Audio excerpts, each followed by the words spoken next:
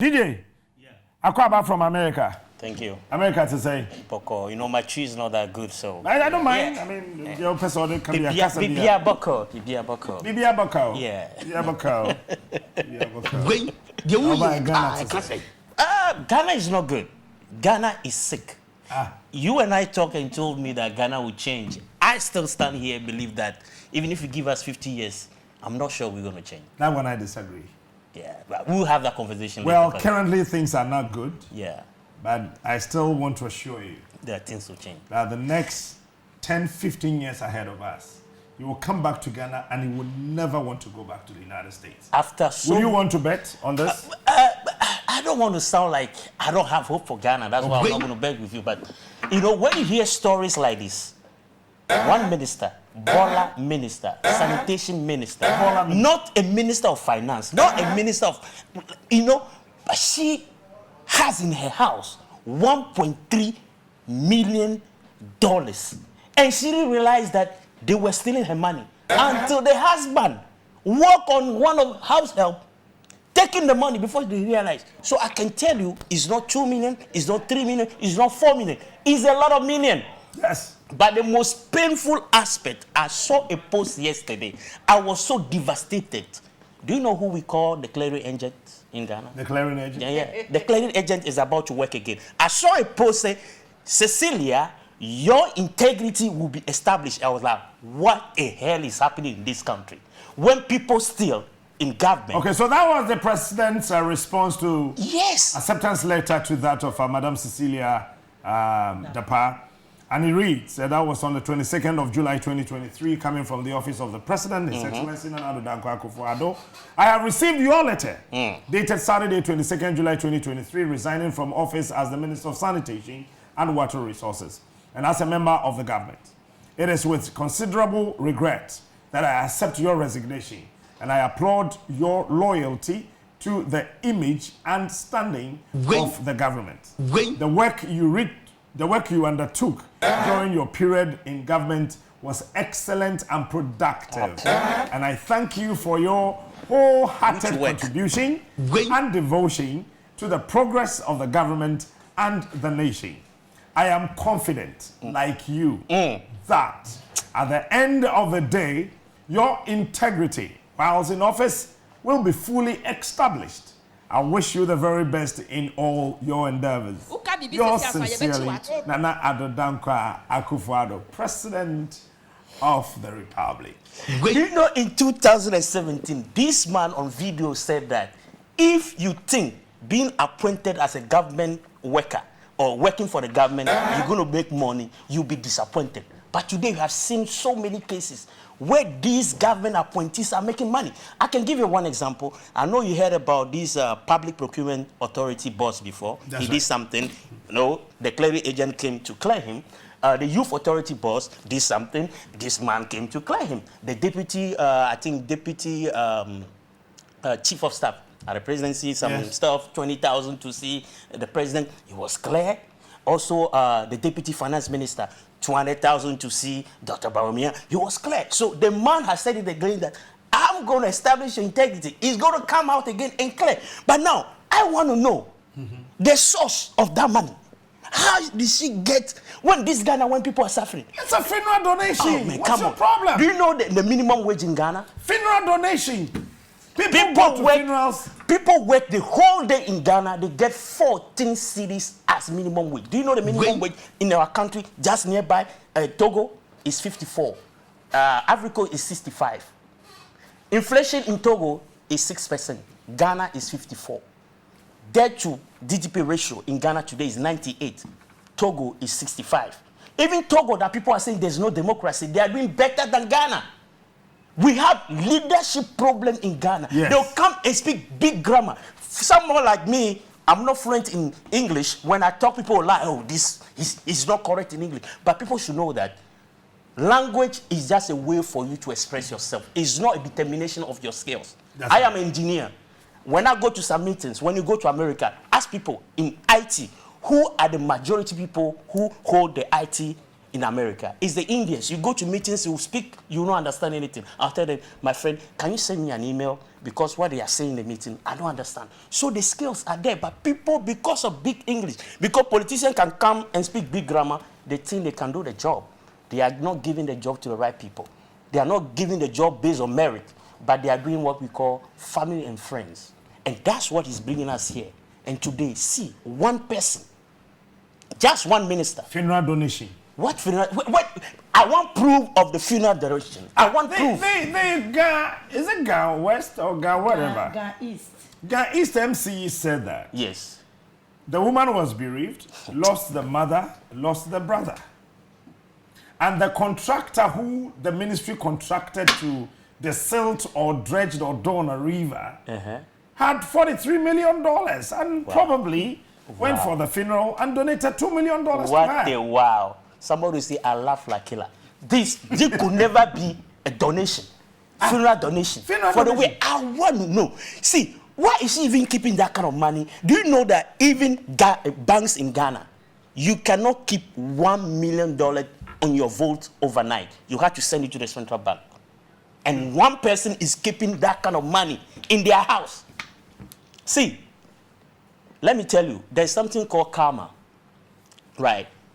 God is saying that they shall be exposed. That's what they're being exposed. Many of them have those kind of money in their house. But this woman was bold enough to come out. Sometimes I ask myself, sometimes if you are greedy, greediness will send you to your grave. She would have just forget about that money. Because what she has, if you don't know, they are still 1.3. You should forget about it and let it load. Now she has exposed herself. And their party people are crying. I learned that Saturday, a lot of the NPP communicators could not go on radio and stuff because they don't know what to say. They have defended the undefendable, but this one, they were like, man, I don't know what to say, man. Let's forget about it, man. So this is crazy. And we in Ghana, we are suffering. You know, from 2017 to today, the price of maize for we, the poor people, have increased 400%. So imagine, me burger like this, if I used to give my friends to buy rice, $100 to go and buy maize. Today, that $100 will not buy the same maize again. I had to increase double the money. So we are feeling it in our pocket. So we have the authority to talk. Do you know that the contribution of we, the burgers, in the US, Europe, burger cash. Yes, burger cash. The contribution that we make to this economy is more than the aid, the foreign aid that you get. Yes. So we have value and we are filling our pocket. Left and right, people want you to give them money, and we know. Before I end, a friend in Tamale, he said today, excuse me guys who are eating, he said if you want to go to the public toilet today, it's 2 cedis. So he's managing. Even to go to toilet, he has to manage. He goes once every 2 days. This is how this country is. It's not easy. People are suffering. You go and say you want to eat some good fufu. The fufu alone is 10 cedis. One meat is 30 cedis. Yes. Even we burgers, we are feeling it. See, I have so many businesses in Ghana here. I have businesses also in Togo because I move around 3 countries, Ghana, Togo, and America. You know, my business, the cost of doing business in Togo is cheaper than doing business in Ghana.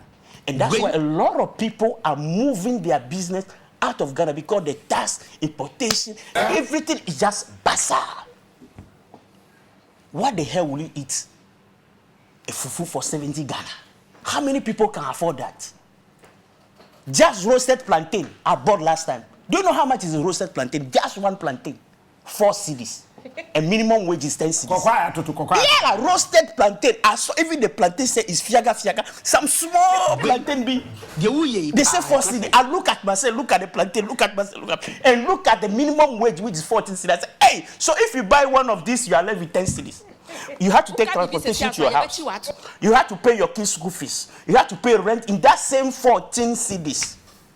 Captain. Yes, sir. People are suffering. I thank God I left this country. Oh, I'm telling you. Because when I see some of my friends, do you know that one of my friends I went to school with, Tavier Secondary School with, he called me last time crying that he need money for his books. So I said, how much is it? 190 cedis. A teacher, he'll be teaching for 10 years. He asked me what, I can show you the test, 190 cedis. I nearly cried. I said, so this man has been teaching for 10 years. He said he want to do advanced certification. He doesn't have money to buy boots. I'm not saying 2,000 Ghana cedis. So let me repeat it. 190. That's what he asked me. I nearly cried. I said, things are bad in Ghana. Things are bad. So I thank God. At least my kids will not see poverty. Poverty is no more their portion. Because if they were born here, I don't know. Because when I see my friends, I could be like them. I could be like them. Now, if you come to Ghana to help, they will not give you the chance. I'll tell you a story, a short story. Go ahead. I came to Ghana because I heard one of the ministry have some problem. I'm an IT guru. I'll brag a little bit. People know me in America. I have potentiality to do a lot of stuff. So I brought a proposal to a minister to show the minister that, okay, we can resolve your problem like this. So I booked an appointment through the secretary. This is a woman minister. I'm not going to mention her name. We had an appointment for 8 o'clock in the morning. And I was there at 8. She didn't come up. She show up after 6 hours. I sat down for 6 hours. Wow. And she came. You know what she came? He said, yes, man, I know you're waiting for me. But you have 5 minutes to tell me what you have for Ghana. I look at her, you see, I look at her and say, 5 minutes. 5 minutes will not do the job. I'm not ready to do it. Sorry, but I'm gone. I left. Oh! Yeah, I left. I don't have time for that because, you know, in America, people are begging me to give me job to do. But I don't have the time, I don't have the span anymore to do it. So if I took a plane from America, and then when I'm flying I fly business class. To Ghana. To Ghana, you know, I don't fly economy, you know, I'm a big boy, you know. So I fly expensive. All my money, come and stay in expensive hotel because I'm a big man. And I'll come and see you and tell me. 6 hours. Then you tell me, for 6 hours. And then you tell me 5 minutes. I don't need the money. I can get all the money in America. You know America? You know why I like America? Their social intervention is there. Because I'm black, I'm minority. There are some contracts we, the minority, can apply for. 40% of the contract have to go to minority. Now, if you're a woman, they have even contract set aside for women. So my business is managed by my wife. So the contract, we are getting it. Now, I have a friend, right? He lives in a house that costs $3,500 a month. But you know how much he pays? He only pays $750. You know why? No. Because he's low income. He's low income. So the social interventions is there. He applied for, and they gave him the house. The government is paying the rest. So there's really no poor people in America. When you see people on the street, they say they are poor, they are begging. In the night, they have a place to sleep. They have food they can eat. They have these vouchers they give them every month. They'll go and buy food. So the social interventions are there. Why Ghana cannot be that? Why Africa is poor? 60% of the world resources are where? In Africa. I went to Egypt. Do you know food is cheaper in Egypt than Ghana? Yeah, sure. And then see Ghana, the lands that we have. They say planting for food. What is that program? We only heard that 12 million was lost in some fertilizer deal.